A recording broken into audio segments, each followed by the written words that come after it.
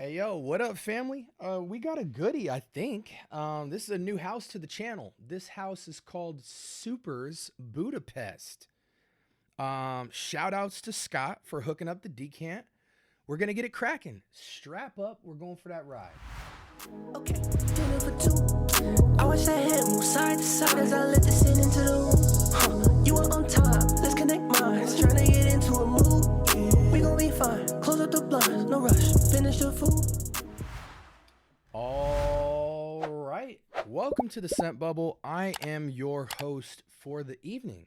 It's good to see you guys, man. Let's just get straight into it. From the house of Superz, which is in Budapest, I guess. This is called Soho. Got a nice little 3 ml.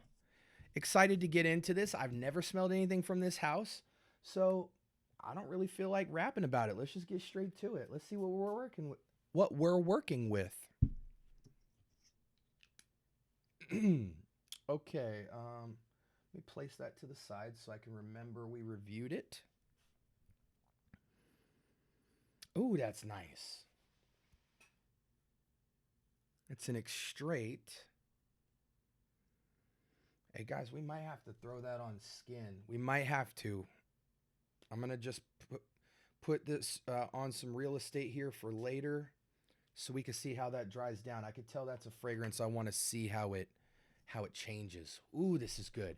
This is I'm not breaking it down yet because my nose isn't on the strip, but immediately I get like this very cozy ambery vanilla that has some unique touches on it that I'm unfamiliar with. So it's not a typical vanilla, and there's a dimension to this fragrance. You know, when I talk dimensions, there's like smell, there's like dryness, wetness, there's space. Like, is there space between the notes? Is it transportive? Does it take you to a place or just give you a vibe? Are the notes close together? You know, these are all things that give a fragrance dimensions. And the more dimensions you have to a fragrance, I think it adds to the elegance, it adds to the complexity, it adds to the allure. This fragrance has a couple of different dimensions to it. It's not just a typical warm, spicy vanilla. It's got some character and it's got some dimension to it. That's the vibe I get right off the bat before I even try to make out notes. Now, I've got it on my skin for later, so we're going to let that dry down. Let me say this before we get cracking. I am not the biggest vanilla fan, and it's because a lot of vanilla fragrances go beyond my respectable ratio of vanilla. What does that mean? They overkill the vanilla. They don't give character to the vanilla. The vanilla is just like the only one sitting in the... It's like you get up into a school bus and there's like 10 kids with a name title says vanilla on it, and then there's like 3 kids in the back says like papyrus, spices. You know what I'm saying? Like, it's so dissociated. The ratio is so off. I'm very particular about how much vanilla is in the fragrance, what the character is of the vanilla, and is there anything else going on around the vanilla? And impulsively, I'm picking up yes, yes, yes to all those boxes that my mind needs to check to warrant a good vanilla to you guys. Now, let's investigate. Oh my gosh. Okay, so initially is this blast of vanilla and spices with some kind of question mark, what else is going on? But I smell it. Then on this dry down, I get this fruity, muffled fruitiness that wants to get out. It's almost like Gushers or fruit roll up, just trapped maybe with some coconut. And it's like, let me out. It's weird though, because then the vanilla kind of scales back, the spice kind of scales back, and then you get this competition of this fruity, mainly fruity, but it feels coconutty because it almost is trying to go tropical, but kind of stays fruit roll-up-y.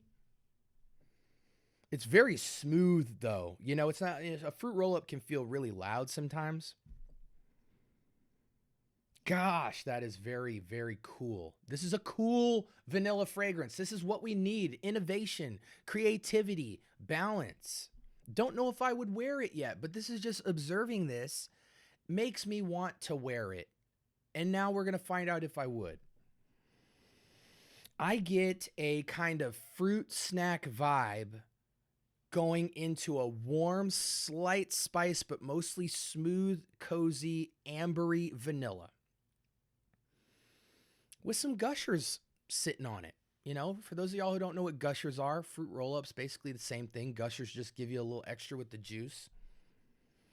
Very cool fragrance. Fun, casual, but even casual, playful can have complexity. You can have a bunch of playful complexity. So cool. Okay, enough of my blabbering. I'm interested in seeing what they did here. This got a 4.3 out of 5. Only 181 votes. So this is a new fragrance launched in 2024. Maybe this is an independent house. I don't know much about Soho. I don't know where it's available. It seems to only be available on eBay and Amazon via Fragrantica. Really cool bottle presentation. Hopefully that's not cheap. But it got great ratings from the people who have smelled it. You know, anything above like 4.1 means you can probably trust that you'll like it to some extent. 4 and below is really where it's like, okay, this is a subjective, everybody has varying opinions about it. But if you're beyond like 4.0, 4.1 out of 5 on Fragrantica, typically that means you have enough votes on there to really speak to like, hey, this fragrance is at least worth getting your nose on. Now look at this. Tonka bean, coconut, vanilla, nutmeg, cinnamon, saffron, tobacco, oud. It says agarwood. I think it's more agarwood than oud. Amber, sandalwood. I get a lot of that sandalwood. I don't know what's giving it the fruit snack vibe, but I'm guessing it's kind of like sandalwood, saffron, cinnamon, vanilla, and coconut are kind of making this sweet, gushery snack vibe on top of this vanilla amber. And it's giving it such a fresh lift. Like there's such a light, airy lift to this while still having a robust scent profile. But it almost has the weight of like an Instant Crush. That's what it feels like to me. Like Instant Crush's hot cousin. Very cool. Love this already. And then I left out musk, elemi resin, mimosa, patchouli, jasmine. Okay. Bunch of cool stuff. Okay. Bunch of cool stuff. That's all you need to know. Now, I said Instant Crush, and sometimes impulsively I might say something that I later disagree with, but I think this is spot on the money and getting you in the wheelhouse of what this might feel like.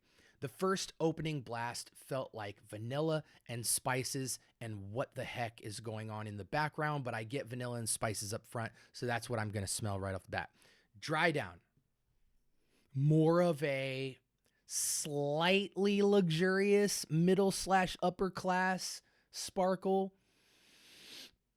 And it smells like Instant Crush, but just slightly different. I'm interested. Let's see on the familiar section.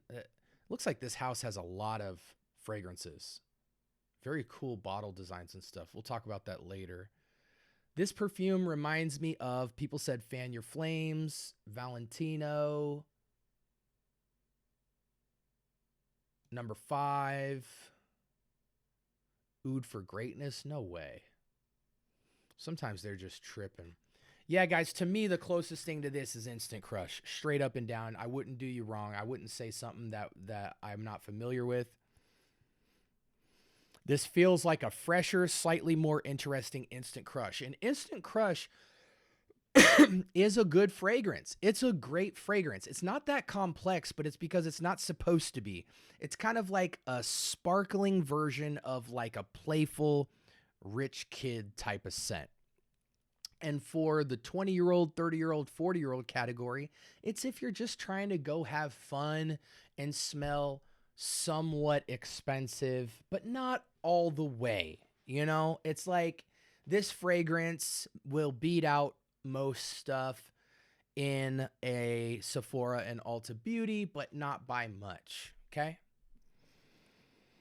Yeah, I mean, this is Instant Crush's hot cousin. That's the best way to explain this, guys. Don't look into all the notes and everything. It's playful, but it's slightly upscale. Very interesting. Again, it's a very different take on a vanilla and spicy DNA because it goes more candied and sparkling wine kind of Moscato twist on it. So it feels closer. It's somewhere between Amyris or Amyris Extrait by MFK, Baccarat Rouge 540, and Instant Crush. That's the wheelhouse we're spinning in. So I think a lot of you guys should get your nose on this, and a lot of you guys will love it. Again, the votes on Fragrantica were 4.3 or 4.4 out of 5, only on 181 votes, but I think that's reliable when you include, your boy SB's take on it.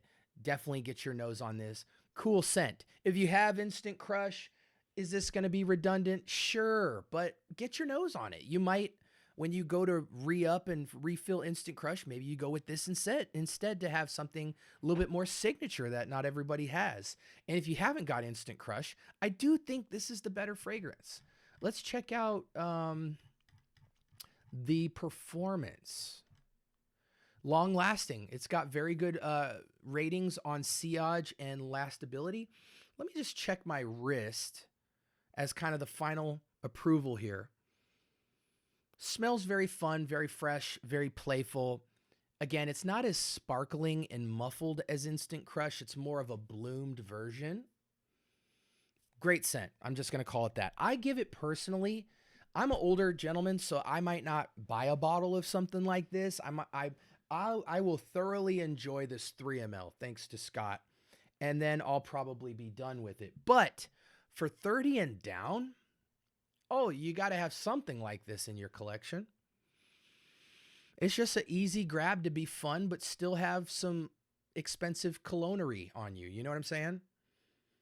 Okay, enough. Let me give you some dry facts and then call it a day. Playful scent. I would call it casual and upscale casual. 30-year-olds and down. I think this is unisex. Is it marketed as unisex? Yes, it's marketed unisex. I think it would do different character on a woman. It would do different character on a man. I think it's perfectly unisex. It's not overly sweet. It's perfectly dialed in sweet, like a 6 out of 10. It'll remind you of Baccarat Rouge. It'll remind you of